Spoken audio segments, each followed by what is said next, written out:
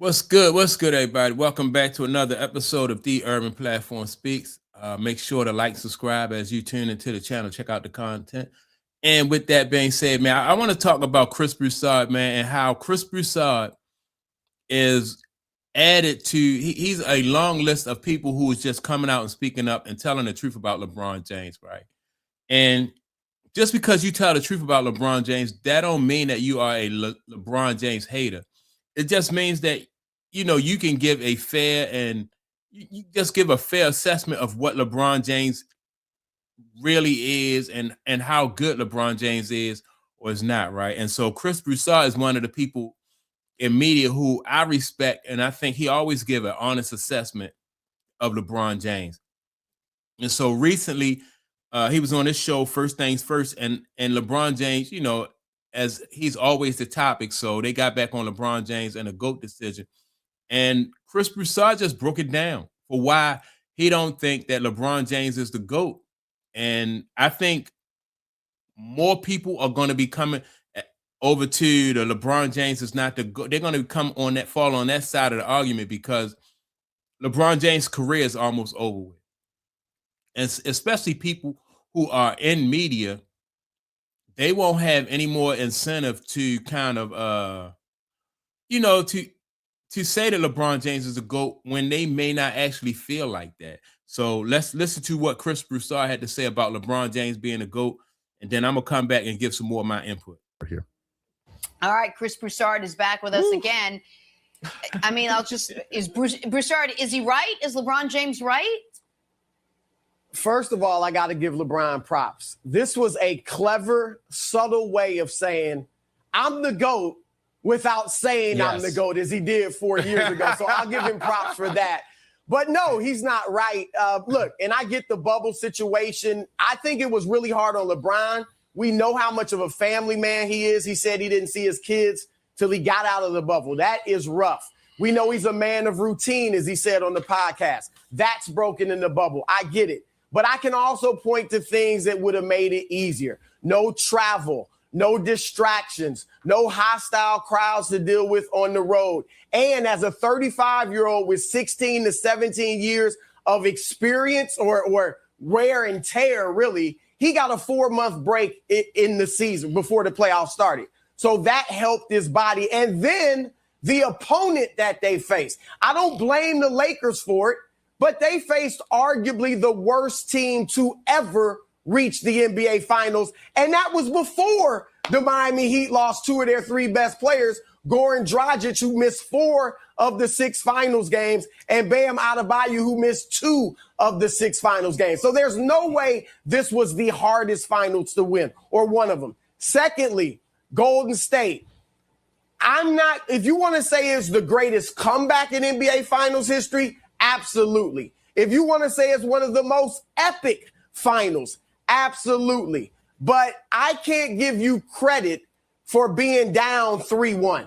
That Golden State team that won 73 games was not unbeatable, obviously, but they were down 3-1 in the Western Conference Finals to Oklahoma City. Oklahoma City choked. That's the only reason Golden State even got to those finals. So that's being down 3-1 to that team, I can't give you credit for that, especially when if you look on paper, I got LeBron James, Kyrie Irving, and Kevin Love, and I got Steph Curry, Klay Thompson, and Draymond Green. I kind of like this trio over here with LeBron, the best player in the world. So the talent was very close. You didn't need to be down 3-1. So it was a great comeback, but I can't say it was.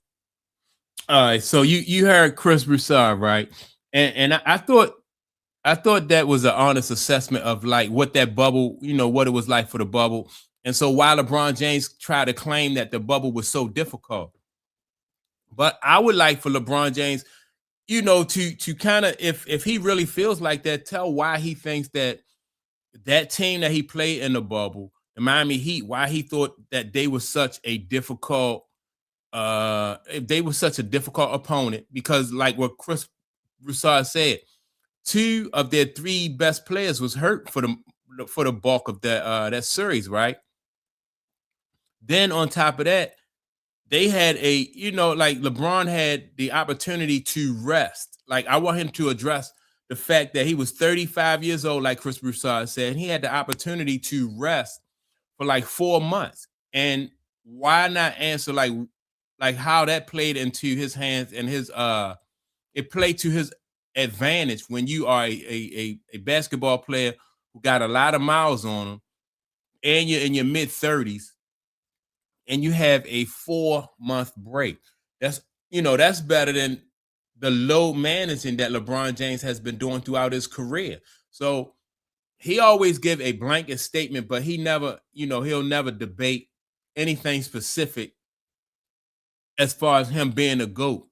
And so that's why people always push back, because there's always proof and ammunition to counter whatever LeBron James say. And LeBron James, in my opinion, he's definitely not the GOAT.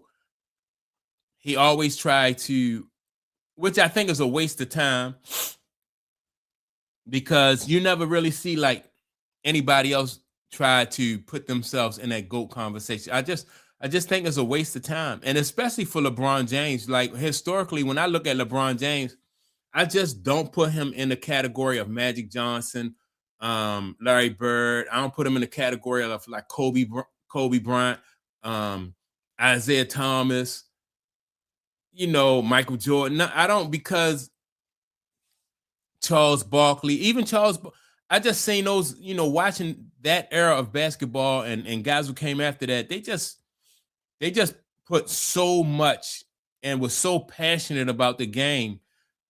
As a fan, you never, I don't care if you're a fan of any of those guys, you never really thought as a fan that you was getting cheated. You always had the impression that these guys was giving you everything they got, right? But that hasn't been the case with LeBron James, with like load managing. Then you got a guy who flops all the time, complaining to the refs and stuff like that.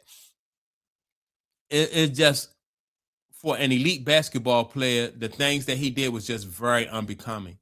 And I don't understand why the league, in my opinion, they just never really pumped up the guy, Steph Curry. Because to me, Steph Curry was more of an example of like what professional basketball should be. You never really seen Steph Curry complaining and whining about calls, and even though he got hurt from time to time, he never was the kind of player who load managed. Even if he was out, it was out because he was legitimately hurt. Right. So you didn't have the complaints, you didn't have the load management. And also you had a guy in Steph Curry who stayed, he was a franchise basketball player who stayed with his team through ups and downs. The 4 championships that they won in Golden State wasn't 4 in a row. They won they won one championship. Then they they didn't go back the next year. Then they won 2 championships with what's the guy name? With Kevin Durant.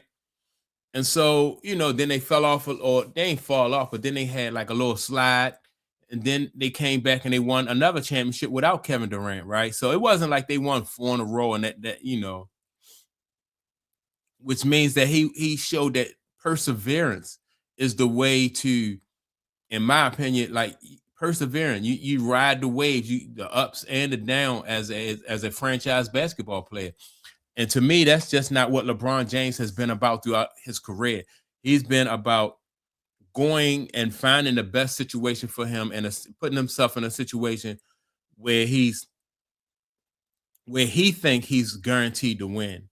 And that is, in my opinion, it's just not a formula for success. When you go to a place and you think, well, all right, this is where I think we got the best chance to win, and I'm gonna build this team right here. And it even when he did that, it didn't work out, because what LeBron James failed to take into consideration is that chemistry is a big part of success in sports. You could put the best 3 players on a team, or the best 5 players on a team every year in the NBA.